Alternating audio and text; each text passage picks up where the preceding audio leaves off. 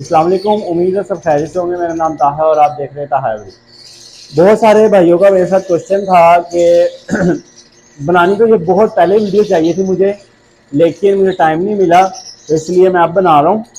तो बहुत सारे भाई पूछते हैं कि ताहा भाई, आपके तजर्बे के मुताबिक हमें बर्ड को वन बाय वन लगाना चाहिए या कॉलोनी में लगाना चाहिए? वन बाय वन मतलब एक के खाने के अंदर हर केज में अलग सेपरेट एक पेयर हो, या कॉलोनी के अंदर एक बड़ा सा केज इस तरह का हो, उसके अंदर आपने सारे बर्ड्स डाल दिए हों और वो आपस में पेड़ लग के ब्रीडिंग करें। मेरी नज़र में दोनों ठीक है, लेकिन हर बर्ड का डिफरेंट हिसाब किताब होता है, डिफरेंट उनका ब्रीडिंग टिप्स होते हैं, सारा कुछ डिफरेंट होता है। तो मैं आपको कॉलोनी के कुछ फ़ायदे और कुछ नुकसान, वन बाय वन के कुछ फ़ायदे और कुछ नुकसान मैं आपको बता देता हूँ, तो वो आप सुन लें। और ये वीडियो उन भाइयों को भी शेयर कर दें जिनको इस बारे में नहीं पता या जिन्होंने बर्ड्स रखे हुए हैं।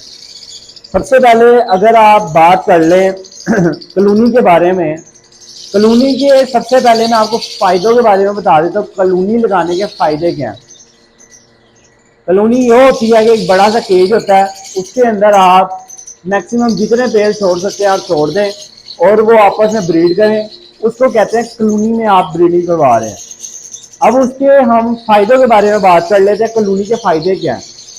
कॉलोनी का जो सबसे बड़ा फायदा है जो मेरी नज़र में है, वो ये फायदा है कि जब आपने दाना पानी बर्ड्स का करना है तो वो आपने सिर्फ और सिर्फ एक केज का करना है। सपोज करें इस केज के अंदर कोई 20 पेड़ लगे हुए हैं, कोई 20 पेड़ लगे हुए हैं, तो 20 पेड़ का दाना पानी आपने 2 मिनट में कर देना। यहाँ से पानी निकाला, पानी में ना डाला, दाना डाला, टोफू डाला, वो डाल दिया, 2 मिनट नहीं लगने इसमें। लेकिन अगर यही 20 पेड़ वन बाय वन आप लगा देते हैं, जैसे इस तरह, ये देखें 20 पेड़, ये 5-5 का एक खाना, 20 पेड़ यहाँ तक आते हैं। और अब आपने हर केज का दाना निकालना है, पानी निकालना है, सारों को डालना है, उसके बाद सोपू डालना है, चेक करना है, ये बड़ा आपको इशू करेगा। तो इसका ये है कि आपको टाइम की बचत हो जाएगी आपकी, 10 ही आप फौरन दाना पानी कर लेना। एक फ़ायदा इसका ये हो गया। दूसरा फ़ायदा जो मेरी नज़र में है, क्योंकि मैं आपको अपने बता रहा हूँ कि मुझे क्या लगता है, बहुत सारे लोगों को कुछ और भी लगता होगा, लेकिन मैं अपने तजर्बे के मुताबिक आपको मैं बता रहा हूँ।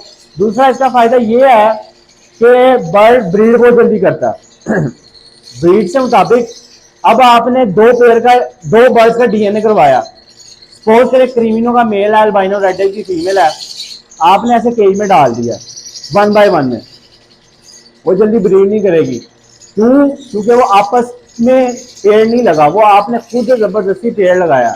अगर आप इधर कॉलोनी की बात करें, कॉलोनी के अंदर बर्ड बहुत जल्दी ब्रीड करता है, अपनी मर्जी से वो पेड़ तलाश करता है, अपना पार्टनर तलाश करता है और उसके साथ ब्रीड करता है वो, और वो बहुत बेहतरीन ब्रीड करता है मेरे मुताबिक।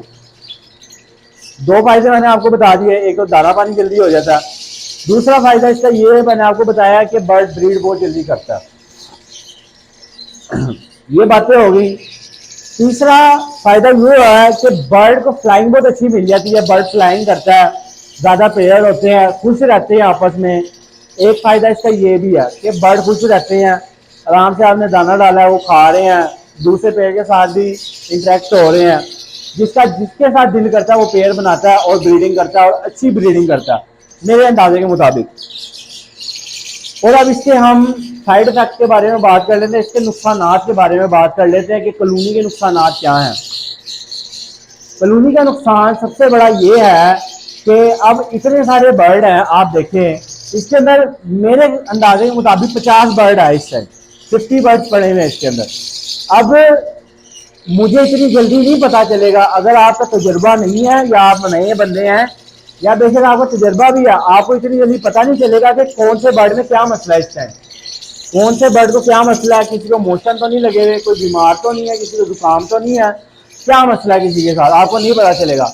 हाँ, आपको तभी पता चलेगा जब बर्ड नीचे बैठ जाएगा, तब अगर आप उसका ट्रीटमेंट स्टार्ट करेंगे तब बहुत देर हो चुकी होगी और मेरा नहीं ख्याल कि बर्ड बचेगा और बर्ड एक्सपायर हो जाएगा। जी, दूसरा नुकसान इसका ये है कि जब आपने ब्रीडिंग की तरफ बर्ड को लाना और आपने बॉक्स इंस्टॉल करने हैं इसके अंदर, जब बॉक्स में बच्चे होंगे और जब बच्चा इतना बड़ा हो जाएगा कि बच्चा यहाँ बाहर पे ट्रे पे आके बैठना शुरू कर दे, नीचे से दाना उठाना शुरू कर दे, तो जो बड़े बर्ड होंगे मीन्स के ब्रीडर पेयर अंदर होंगे वो उस बर्ड को मारेंगे और 70% जो बच्चे होते हैं ना वो इसी तरह मर जाते हैं। क्योंकि बहुत सालों पहले मैंने भी कॉलोनी लगाई थी, मैं जब नया नया मैंने ये स्टार्ट किया था सारा कुछ, तो मैंने भी ऐसे ही कॉलोनी से स्टार्ट किया था। तो कॉलोनी में अच्छा खासा नुकसान हुआ, बर्ड एक्सपायर होते थे, सारा कुछ होता था। तो इस वजह से कॉलोनी को अवॉइड करता हूँ मैं। कॉलोनी में ब्रीडिंग मुझे समझ नहीं आती।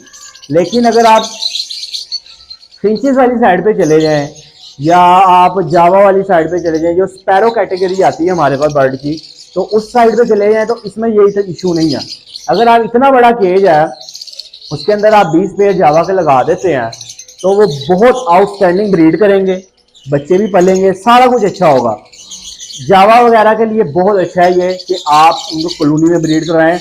लव बर्ड में तो आप सोचिए भी ना कि अगर आप ब्रीड करवाएंगे कॉलोनी में, मैं नहीं कहता कि आप उसको ब्रीड करवाएं, लेकिन आपने अगर करवानी है तो वो आपकी मर्जी है।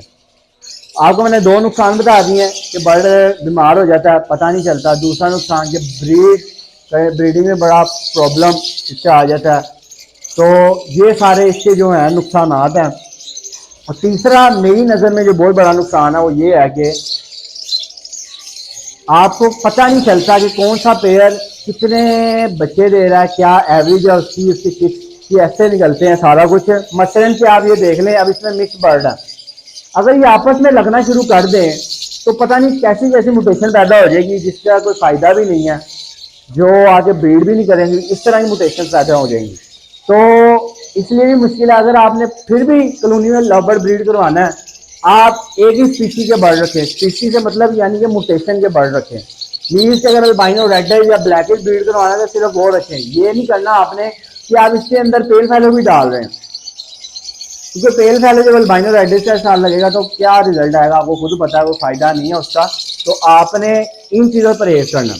अब हम आ जाते हैं 1 बाय 1 के बारे में। 1 बाय 1 का मतलब ये देखें क्रीमिनो के साथ पार्वलू पेस्टलिनो का पेड़ लगा हुआ है, ये देखें अल्बाइनो रेड आइज के साथ रेड आइज का पेड़ लगा हुआ है, इसको कहते हैं 1 बाय 1। अब ये सेपरेट है।